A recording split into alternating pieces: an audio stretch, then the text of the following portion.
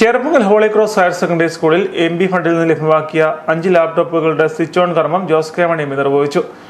ലഭിക്കുന്ന അവസരങ്ങൾ നല്ല രീതിയിൽ പ്രയോജനപ്പെടുത്തി ജീവിത വിജയം നേടാൻ കുട്ടികൾക്ക് സാധിക്കണമെന്ന് അദ്ദേഹം പറഞ്ഞു.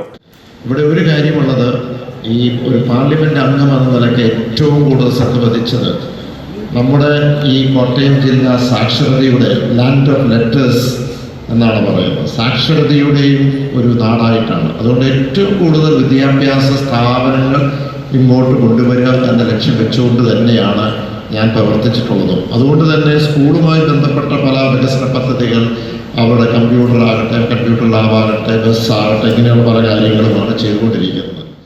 School manager reverend father Mathew Thekkal അധ്യക്ഷനായിരുന്നു.